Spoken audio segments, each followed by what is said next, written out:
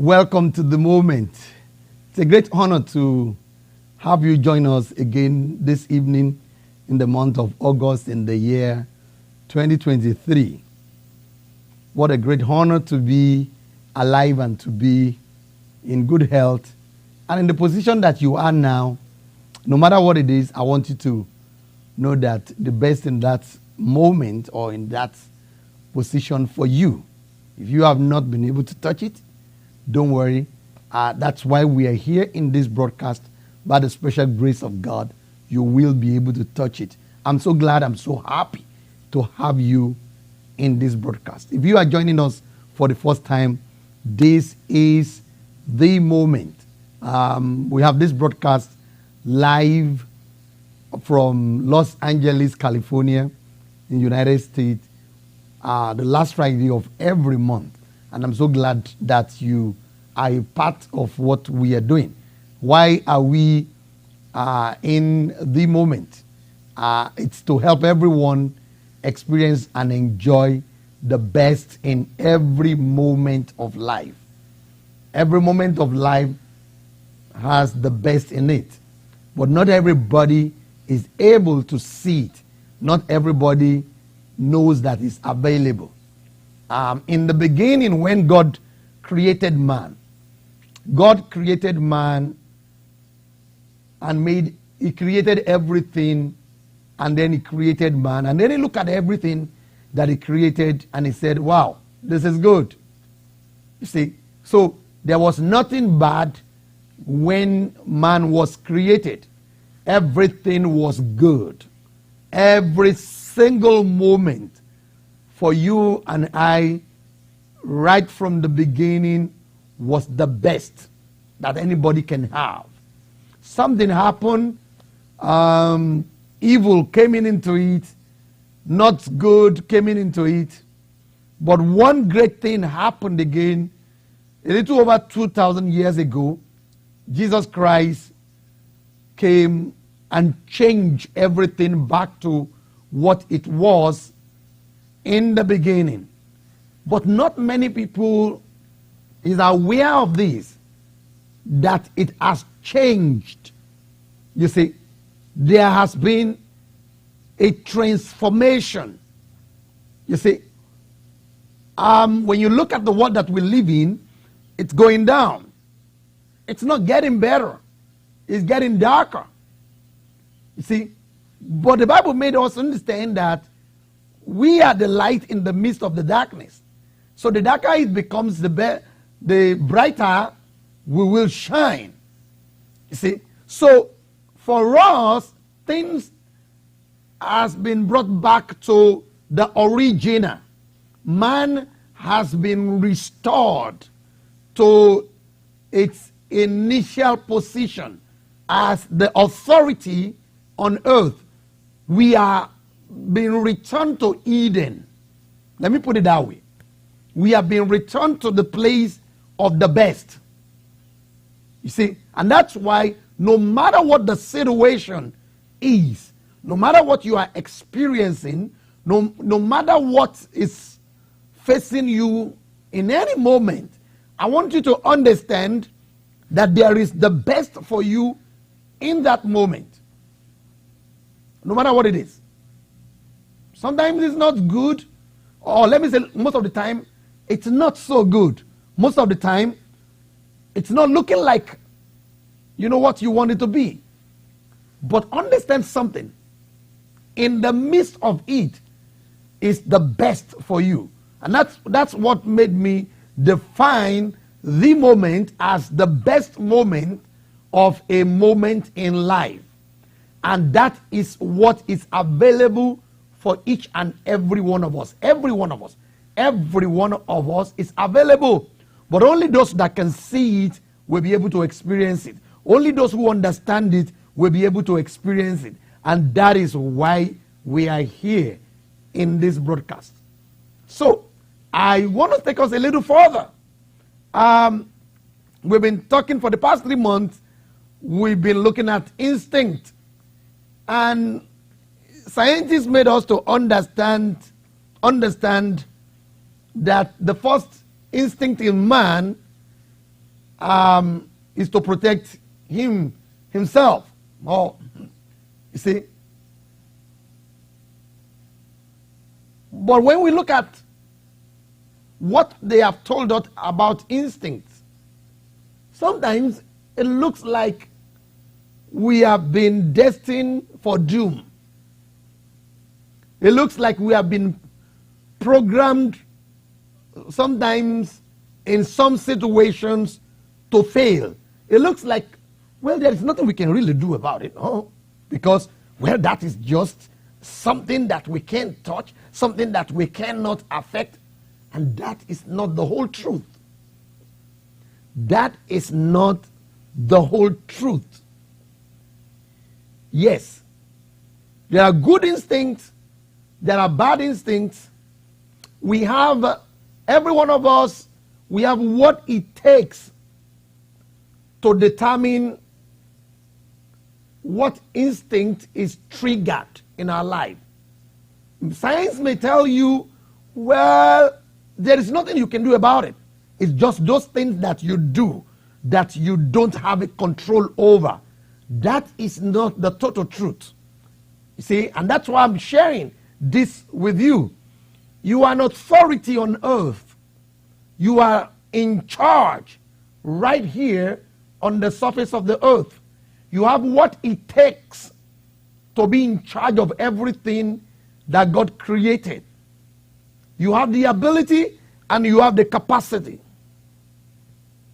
Not many people believe that. But you see, you can't operate in it if you don't believe it, if you don't agree with it. So you've got to come to that point where you agree with what God says about you. That's very important. That's very important on this journey, for you to come to terms with who God says you are and agree with what He says He has deposited in you. Everything He did, He gave us the ability to do. That's why we are co-creator with God. So there is nothing in us that is designed, that is designed to rule us, that is designed to be in charge of us. You see, we are designed to be in charge of everything that God created. Oh, some people say, well, you know, that my emotion is just my emotion. I can do nothing about it. That's not true. That's not true. Why am I saying that? Because I don't want you to subscribe for that. If you subscribe for that, that's exactly how you are going to be responding to things when they happen, you know, at different times in your life, in different moments of your life. Then you will not be able to experience the best, you know, in the moment of life. Remember, there was a time ago I said, and I think I said this also last month, your response in any situation will determine your experience. How you respond to any situation will determine what you experience, will determine what your experience will be. So today, I want us to look at instinct. We've been looking at it from different angles. Last month, we look at when somebody, you know, prejudge you, the instinct that kick in, that is triggered. You see, that individual instinct, you know, they prejudge you. You know, some people are just stereotypes. They have designed in their mind by looking at you or by hearing one word from you who you should be and how things should run. When you give in to any of those things, that will determine your experience based on what their instinct dictates. So you cannot live life allowing other people's instincts to imprison you. I remember I said that clearly last week. But let's look at this instinct today. I want us to look at two types of instinct. There is the first one and the second one. But let's look at how somebody defines what instinct is. Somebody says or said, instinct is a compilation of memories and experiences that usually lead us to make the best choice possible based on previous occurrences. Let me say that again. It says, instinct is a compilation of memories and experiences that usually lead us to make the best choice possible based on previous experiences. If you look at that definition from somebody, if you look at it saying a compilation of memories, well, what about if your memories, most of your memories is not good? A compilation of experiences. What about if most of your experiences is not great? Right? Does that mean what this individual is trying to say is that your instinct will always be a negative instinct because you are going to be tapping from your memories. You are going to be tapping from your experiences. You see, if those experiences are terrible, if there is a situation and that situation connects with a past memory that is not good, does that mean that your response at that particular moment will not be good? Are we tied? Are we imprisoned to that? Does it mean that there is nothing that we can do? We're just tied up, because this is just us based on the past. And that's why this evening we are talking about this.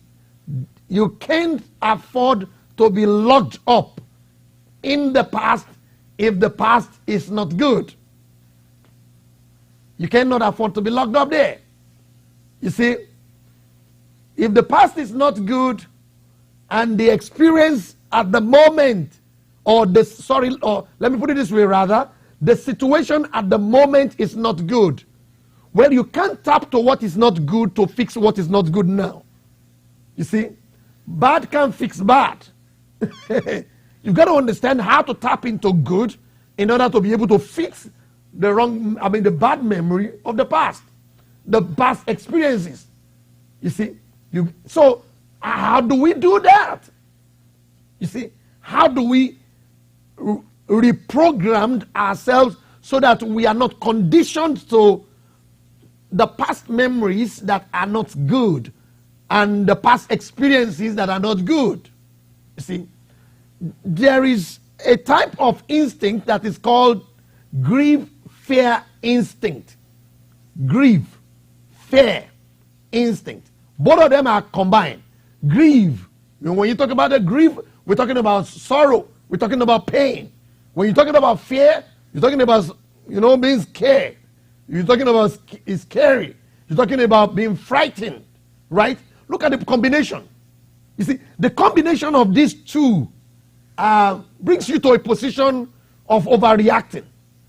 You see, when sorrow is mixed with fear, when pain is mixed with fear, you see, your response in any situation will be overreaction. Right? So, when we are in a situation, or let me put it this way, when you are in a moment and the situation is pain or it's sorrow and combined with fear, the normal, the natural response is overreaction. And when there is overreaction, these are the possible things that will happen. Our ability to connect and specifically negotiate with others become compromised. What did I say happen? I said our ability to connect and specifically negotiate with others become compromised. So every time that grief, fear, instinct is triggered, you see, you lose the ability to be able to negotiate. You lose the ability to be able to, put things in order. You see, like somebody said, he said, logic doesn't work well when emotion is high. Logic doesn't work properly. So if you are somebody who lives every part of life, every journey of life based on logic, well, when emotion is high, then there's going to be problem. You see, so when grief, fear, instinct is triggered, how is it triggered? Something happened that is not good. Remember how I started?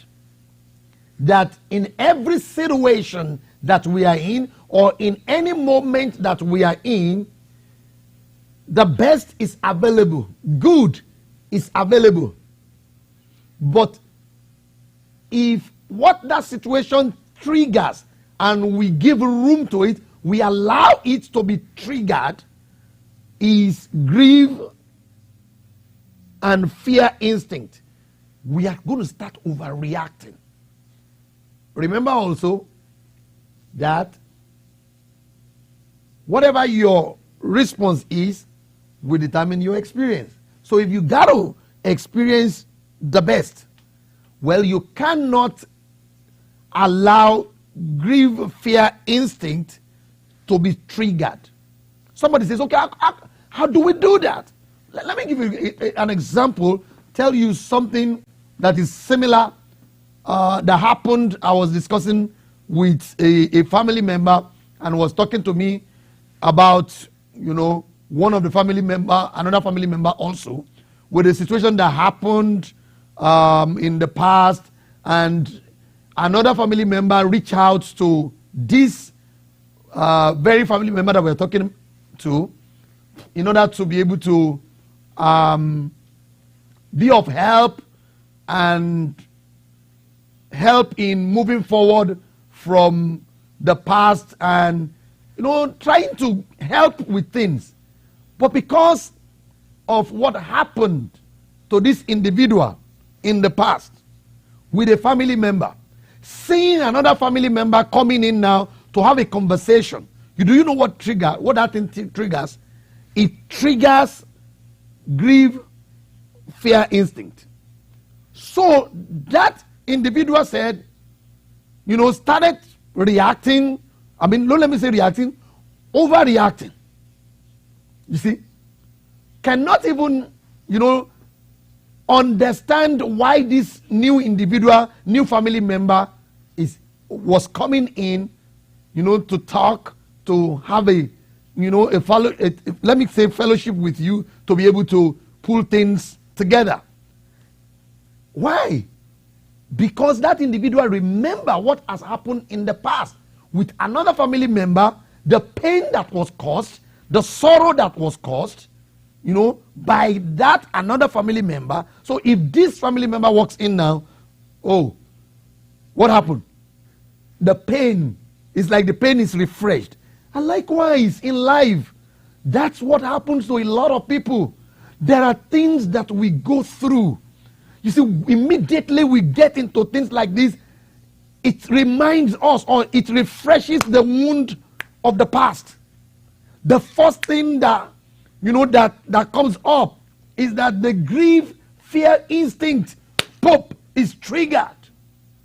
You see, so the ability to have a meaningful negotiation in that moment is already compromised. Why? Because the pain of the past, the sorrow of the past, is coming back, and you are scared that, I'm going to get into that same thing. And this is why we've got to understand this thing, so that we can bring a change. Listen, we are not doomed. We are not destined to fail. You see, we've got to understand this thing. It's real, but we can change it. Why did I say we can change it? We have what it takes to change it.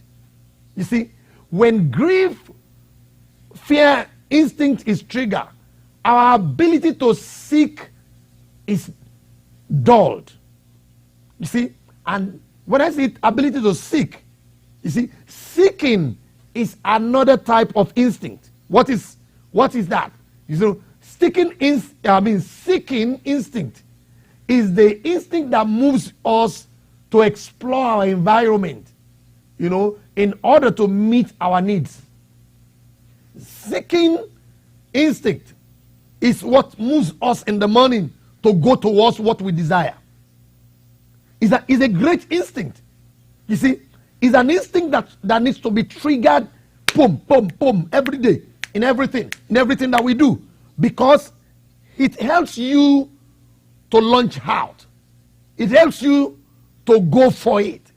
It helps you to go see it, to go, you know, it's like there is more for you. There is more that's available. So you are going for it. That's why it's called seeking instinct. Listen, somebody. This is what we need to trigger at all time in our life.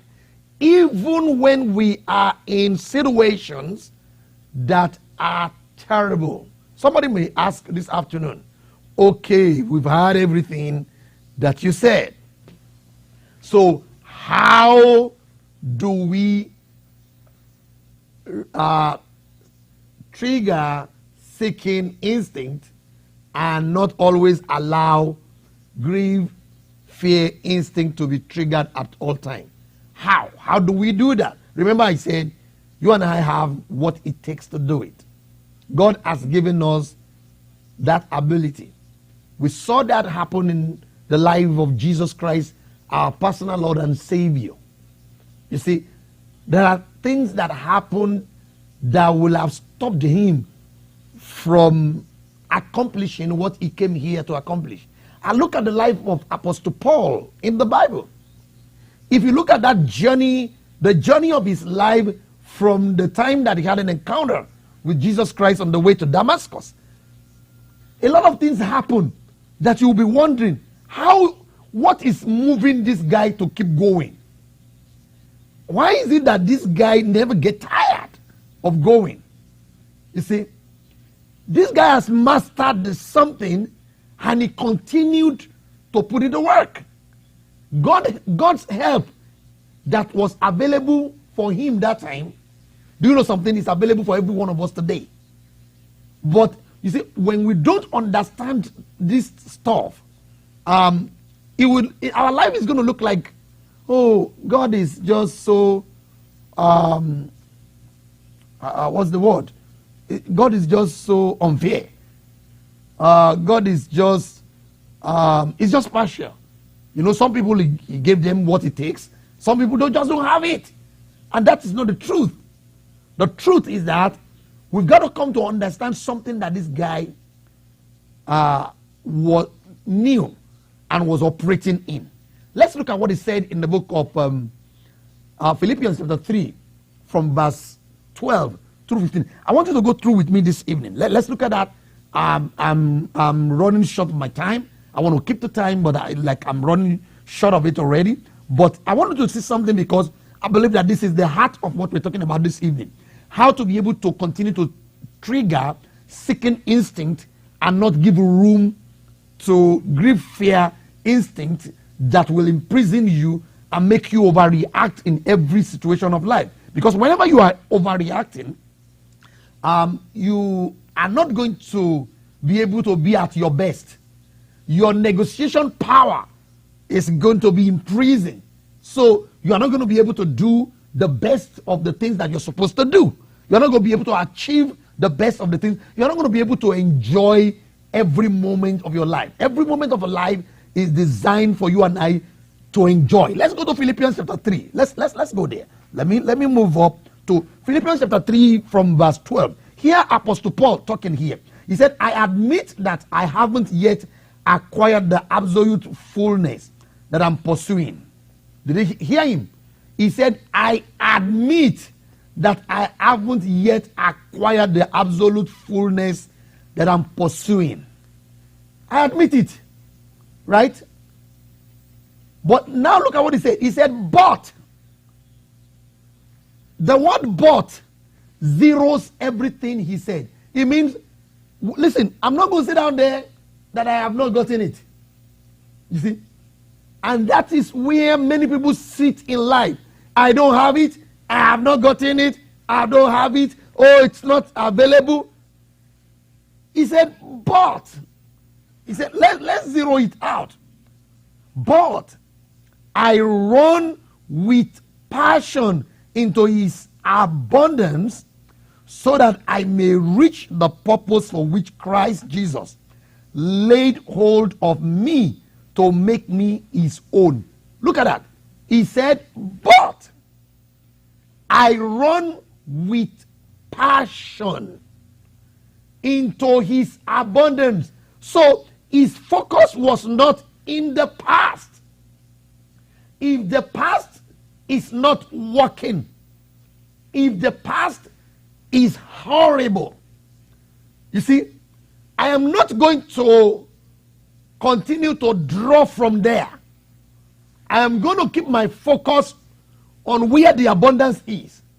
Likewise, I'm saying to you, you see, we are to always draw from at all time in every situation is there is the best for me in this moment. You see, that moment is not looking like there is a good thing for me in it. That moment is looking like pain for me. But you see, I'm not going to connect that moment to the past that didn't work. Because the moment you connect it to the past, what triggers is grief, fear, instinct.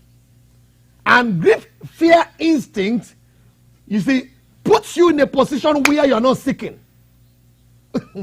And we are supposed to be in a position where we always seek. We are going ahead. Look at what he said. The guy was always seeking. He said, but I run with passion into his abundance so that I may reach the purpose for which Christ Jesus laid hold of me to make me his own.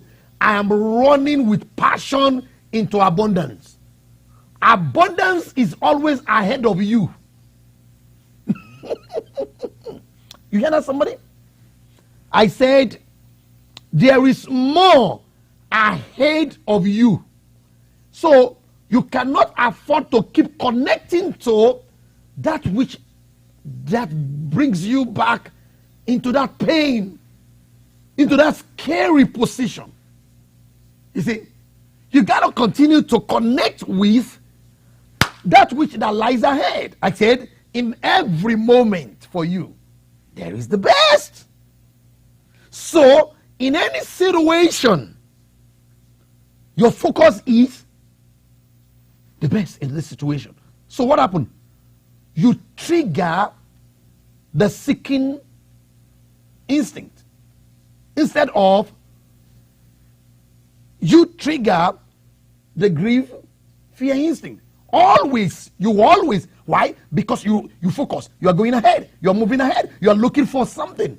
There is something ahead, greater, better than what the moment is saying. You see, you are going into that. Look at verse 13. Then he said, I don't depend on my own strength to accomplish this. Right? There is the God factor. Huh? In every situation. You see, in everything that you are in. You see, he said, I don't depend on my own strength to accomplish this. However, I do have one compelling focus. I forget all of the past as I fasten my heart to the future instead. The situation at the moment want to connect me with the past. I forget about that memory. I refuse to let that memory have the best of me. The best of me is for the best of the moment that is ahead of me. I'm not going to let, the situation, steal the best of me. The best of me will continue to seek. It is the seeking instinct that wakes us up in the morning. That because we want to go for it, we want to get it, we want to make it happen. You want to go. You see? Because there is something that you put ahead. There's something that you are looking for. And that's what Apostle Paul was saying to us here. I'm looking ahead, I'm going ahead, I'm moving ahead. Then in verse 14, he said, I run straight for the divine invitation of reaching the heavenly goal and gaining the victory prize through the anointing of Jesus. You see, understand something. In every situation, there is the spiritual dimension. Please understand this. Every moment, there is the spiritual dimension. Apostle Paul said, I'm not looking at it like the ordinary. I consider the spiritual dimension of this situation, so my approach is spiritual. Please, we are spiritual beings, so we cannot leave the spiritual dimension or the spiritual aspect of every situation aside. Remember that. Then let's go to verse 15. It says, so let all who are fully matured have this same passion. Remember I said it earlier. I run with a passion. He said, let everyone that is fully matured have this same passion. And if anyone is not yet grieved by these desires, God will reveal it to them. And that's my prayer this evening. If you have not yet gotten to that point where you believe that there is the moment for you in every moment in life, God will reveal this to you. God will show you this. You see? Because everything that is coming around you is looking for a place on your mind. A place to be able to occupy and run you through your mind. Your mind is like a piece of land you own. So you can't leave it empty for nothing. There must always be something you are seeking, that you are going for. You see, always go for the moment in every moment of life. Go look for the best. You see, if you are not intentional about what you put on the space, which is your mind, anything will occupy the space. And that's why you got to be intentional. You got to be intentional by, it's not the past pain, the past memory that brings you pain. You see, that brings you sorrow. That's not what you want to occupy your mind with.